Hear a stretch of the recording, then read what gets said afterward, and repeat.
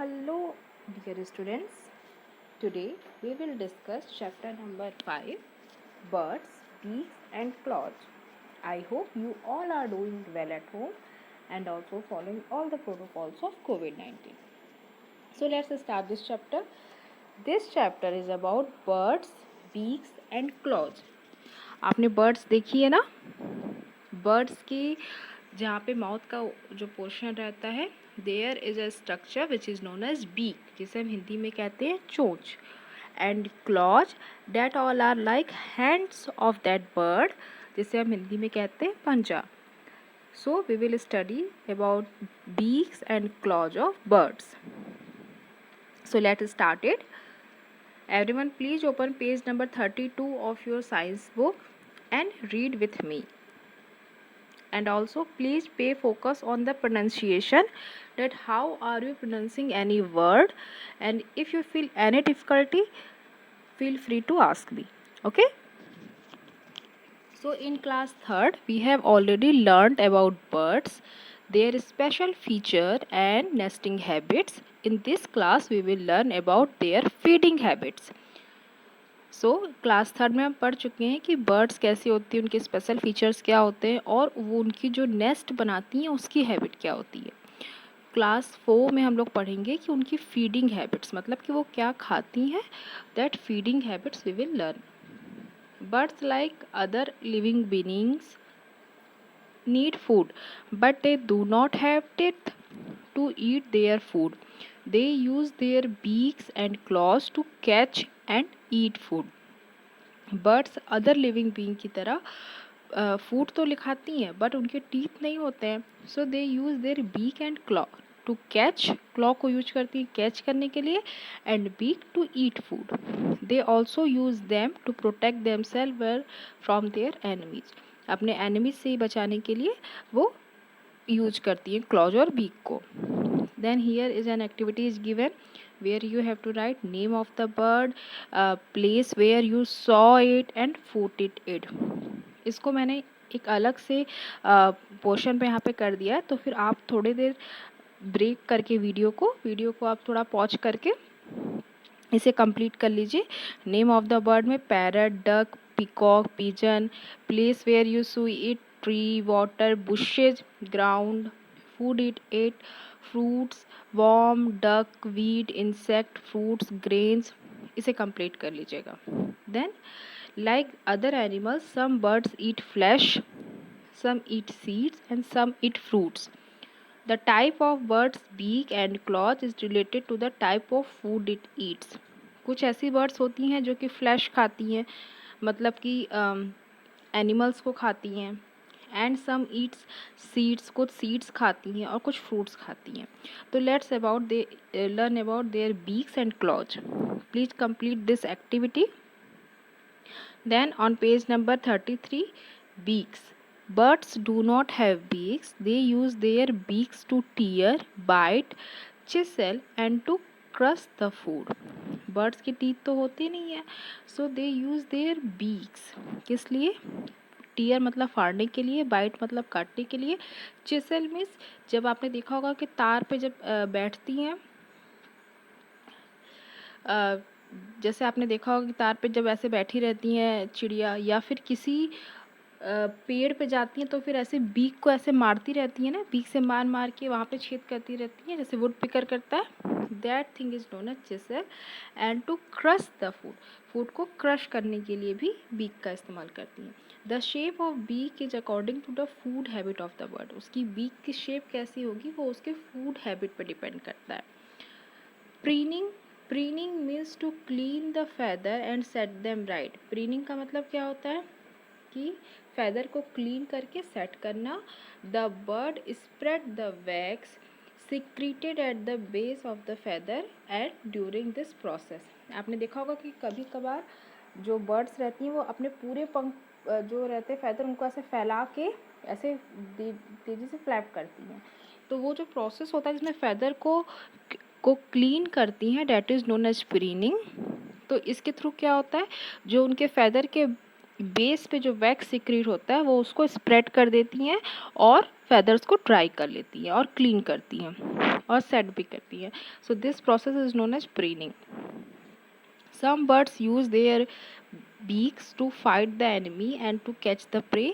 कुछ birds क्या करती हैं, वो enemy से fight करने के लिए और catch करने के लिए prey को भी इसका use करती हैं.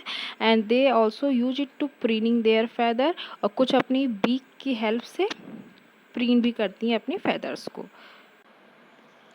So now type of beaks. Okay. तो first thing is crushing beak. Birds like sparrow, pigeon, they all have a short and hard beak which is used to crush seeds and grains. So by crushing it make it soft before eating. So these type of beaks are called crushing beaks. So who has that beaks? Sparrow, pigeon, parrot. Curved beak like parrot. Parrot has a curved beak, and because it has curved, so it helps to crack nuts and also fruits. Okay. Then piercing and tearing beak. Pierce means what? To make hole into something, and tear means to tear something, मतलब किसी चीज को फाड़ना. Some birds like eagle and vulture. So these birds like eagle and vulture, they eat flesh. So they have a very strong, hard and curved beak which help them to tear the flesh. So eagle and vulture has piercing and tearing beak. Then come to do you know part. There are some birds which can imitate our voice. Imitate means वो हमारे आवाज़ की नकल उतार सकती हैं. ऐसी भी कुछ birds होती है. So what's their example? Parrot is one of them. Crow and hens have beaks that help them to eat a variety of foods like meat, fruits. Because yeah, crows and hens both are omnivores. It means they eat vegetable, fruits as well as insects. So they have a beak which help them to eat both. Then chiseling beak. The birds like woodpecker, they have a strong, long and straight beak. What does they do? They help it to peck at the wood and to eat insect present in the wood. आपने देखा होगा woodpecker जो रहता है ऐसे जो पेड़ रहता है या फिर जो ट्री रहेगा या फिर जो वुड लॉग रहेगा उसके ऊपर ऐसे पैक पैक पैक करता रहता है, बार बार अपनी बीक को उस पर प्रेस करता रहता है. That thing is known as chiseling. So it helps them to peck at the wood and to eat insect present in them. While pecking at something, a bird moves its beak forward quickly and bites at it. तो क्या करता है वो easily उसको forward उसको beak करता है और जो भी उस पे insect रहता है he eats that. Then probing beak. Some birds like hummingbird and sunbird and the hoop have a long and slender beak and they suck nectar from flowers, while hoopoe takes out insect and worms in the holes of the ground. So hoopoe और hummingbirds they have a slender मतलब एकदम पतली लंबी सी उनकी beak रहेगी. Why? Because it helps to suck the nectar from the flowers. Flowers में nectar होता है ना, to suck it and also to eat insects and worm. Like hoopoe जो रहता है वो क्या करता है? That it eats the insects and swarm which are present in the holes of ground. तो वो उसको उसमें उसके थ्रू बीक के थ्रू फिर ईट करता है. Then sifting beaks. Sifting beaks क्या होती हैं? Like the duck that has a flat and broad beak. Okay जो डक रहेगा उसकी ब्रॉड बीक सी रहती है और उसमें छोटे छोटे होल्स बने रहते हैं. सो इट डज वॉट, क्योंकि ये मड में रहता है, so it dig a food along with the mud. जब ये मड में ऐसे अपने बीक को अंदर ले जाके देन जब कुछ खाता है तो जो उसके मुंह में इंसेक्ट के साथ ही साथ वो थोड़ा सा मड भी जाता है. So these beak helps it to push it down the mud. जितने होल्स रहेंगे उसके थ्रू मड आउट हो जाएगा और सिर्फ इंसेक्ट उसके मुंह में रह जाएगी. So these type of birds like duck has sifting beak. Then sticky beak like swallow. swallow की बहुत छोटी सी स्मॉल ब्रॉड स्टिकी बीक होती है. क्यों स्टिकी होती है? Because it help the swallow to catch flies. जो मक्खी उड़ती रहती है उसको तुरंत कैच करने के लिए it has sticky beak. The arrival of the flocks of swallow, जो अलाइव मतलब अगर आप देखते हैं कि flocks means group of swallows यानी गौरैया का आता रहता है, तो which shows that there is summer on its way. Then feet and claws. तो अब फीट और क्लॉज कैसे होते हैं? तो उसको claws are the long curved nails, जो सबसे आगे उसके लॉन्ग कर्व नील्स रहते हैं, that are known as claws. So this is use for climbing, protecting, holding food, swimming and perching. Okay. Perching means आपने देखा होगा कि जो एक पतले से तार पे जो रहती है बर्ड, वो सिर्फ अपने क्लॉज को मेंटेन करके उससे बैठी रहती है. That doesn't fall down. So that thing when they sit on something with the help of claws, that is known as perching. Birds of prey, eagle, vulture and hawk, they have a strong and sharp claws. Okay, so this help them firmly to hold the prey while flying.